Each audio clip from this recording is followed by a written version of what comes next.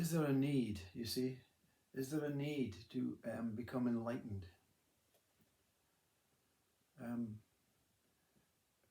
you see, the first real genuine question is, what becomes enlightened, you see?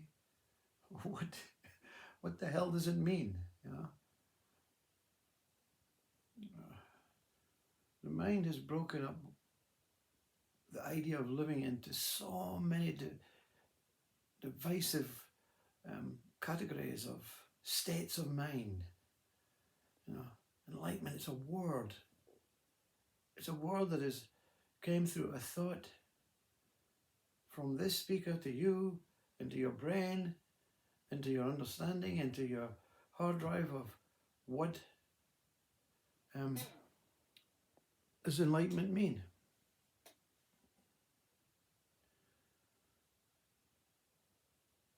It's just another concept, another idea. It's another flavor of mind.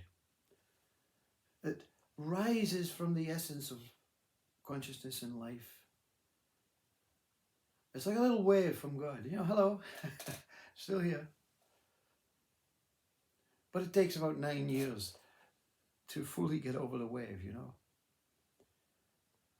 But if we retract and go back into the basic human person, ego, mind-based world, and say, what's so different, you see? What's so different from a momentary wave of God, let's call it, a momentary insight, a momentary revelation that takes 7 to 9 years to actually, you know,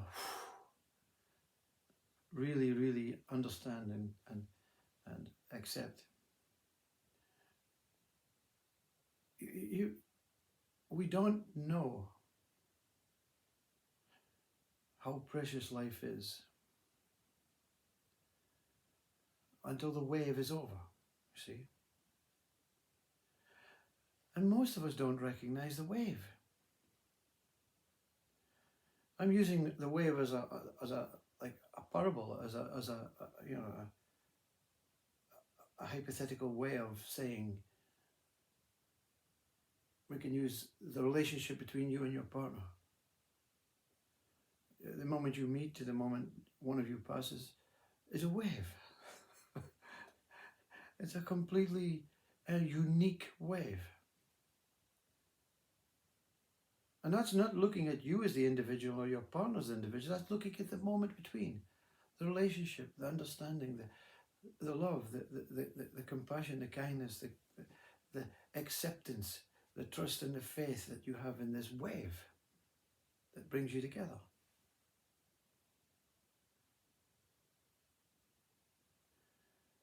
There's nothing wrong with ego. No one is exempt from having to, well, apart from young Buddhist children and monks and Tibetans and shaman that live in the wilderness and in a world of their own ways and means. In a human sense, there's no one escapes education. No one escapes that punishment of being torn away from your parents to face the subjects that no one really is interested in. You know, I just want to play football. I want to paint. I want to be in a rock band. I want to dance. I want to play violin. You know, and the majority want these things, but it's all geared to the minority. No, to hell with that. You know, maths. We want so many Stephen Hawkings. And that's what takes place is the world now is full of Stephen Hawkings and no one at the bottom, you know, cleaning the streets, nursing the people. Everyone is in an office, logistics, you know, logistically philosophizing about the world. We're all theorists. We have the mindset to say, I know what's taking place. I know how it can be resolved. If we all get together. I'm becoming a conspiracy theorist. I'm now out of the conspiracy theorist. I want, the universe is, and the mind is so out of it. And did you miss the wave? we miss the truth about living, about that relationship between you and your child or you and your partner. No one's exempt, you see. We're all encouraged to be philosophers and theorists and bullshit science and bullshit religion and bullshit. I'm not derogatizing what your life is and what you do. I'm quite religious, I'm quite spiritual, I'm quite scientific. But it's when you move into the domain of, philosophizing or assuming or knowing. I know everything, I know everything about, what's going on in Ukraine. I know everything about what's going on in Gaza and in Israel. I know everything about, the governments and what they're up against and Putin and stuff like that. And your partner's behind you waving. What about me? What about me? I'm just making tea, Would you like tea? Yeah, put it down now. I'm on YouTube looking at this Popsy guy, but he's not telling me what I want to know. He's not saying anything about the world. He's just telling me that there's nothing to really worry about except what is around you in this present moment. If we were to turn the television screen off, if the television was suddenly to be banned in the whole world, how different would life be, you see? Walking, pacing the room, looking out the window. What's going on in the world? Why can we not, fix the television? I mean, there's nothing to do. Would you like sugar in your tea, darling? Yes, oh, God almighty. I have to, it's okay, it's another transition from one state to another state. You see, the mind is made up of many states. And none of these states are true. I made a video once about the state of all states of mind. I thought, well, I'll make a series of the states of mind and I'll bring them all back to the same state. The state of I, the state of me, the state of this arising of a subsequent state that we can call anger or happiness or sadness or grief, but they're all the same state. But the mind wants to make something divisive out of them, opposing values of states. Yeah. One of the videos started as the state of unable to make decisions. And through it, something inside said, no, you're not getting to speak about this. And I couldn't stop laughing at the decision making. And it became the state of uncontrollable joy. Nothing can be planned, you see. When does smiling start? We say he's smiling when the expression of the face goes like that. But the smiling could have started 40 minutes previous, trying to share this amazing experience you had. You are so happy with the experience that you want to share it with the world, and there's no one to share it, but you're smiling inside. And then the time someone comes, you say, the smile starts. And of course their state of mind is they've just lost their loved one. Or they've just lost their job. Maybe loved one's a bit severe. They've lost their job. Or they're feeling ill. They've got long COVID or whatever like that. And you're about to share and they say, what the hell are you smiling at? What's so good about your life,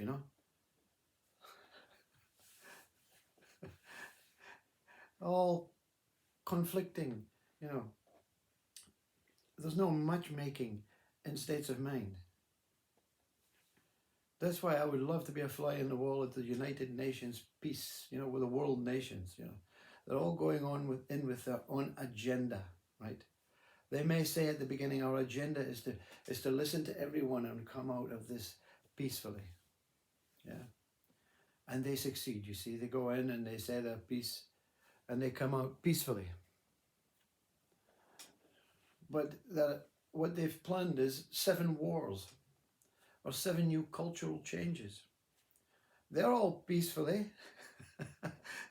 But the effect it's going to have onto the people that they serve, whatever country is going to prosper in another country, we're going to have to sacrifice, you know. But it's all, in the long term, it's going to bring peace, you know. And they go out and they have their bacon rolls and their tea and their coffee, and they say, well, you know, I know it's not easy, you see. Yeah. It is easy, you see. Don't have the meeting. Everyone go home. Live your life with your family. And just be. And I don't want to be that old fart and turn off the television screen and make love every moment of the day and learn how to cook meals and teach each other how about your childhood and stuff like that. Oh, that's boring, you know. Let's watch the friggin' wars and the soaps and let's see what's going on in everyone else's world except my world, you know? Except our world, sorry. Our world, you see. Is that not what marriage is about? Is that not what life is about? But I'm not going to finish this in a very negative way. It's not until you lose someone very close to you that you realize it was an amazing wave. And you did catch bits of it, but you just wish you were there to experience the whole wave. It's not feasible, it's not possible. Even Christ could not maintain this discipline, this presence, this awareness, this beingness. There's so many, you know, carrots dangling in the sky. Oh, I want that carrot's gold, you know. Yes, I'll be back once, you know, I'm going in a spaceship to Mars, you know. It's for the best, you know, it's for the world.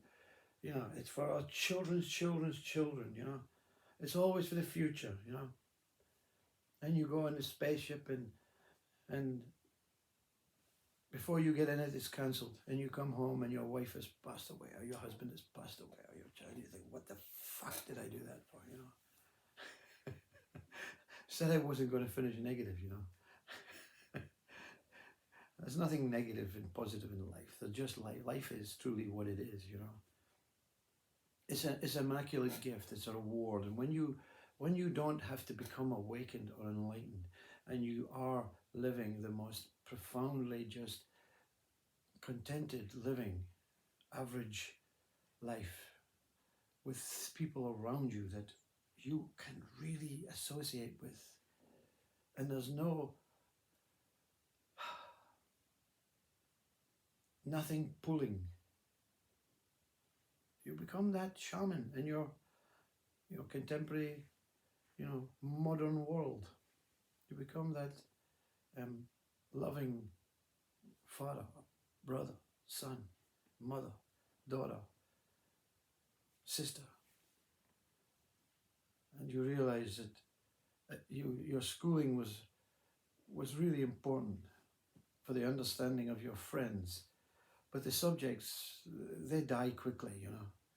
They actually die, some subjects die before you even attend the first class, because they're just a waste of your wave, you know, a waste of that wave, you know. But is anything wasteful? When you learn that something from school was, I met so many beautiful people, so many beautiful friends, so many beautiful teachers.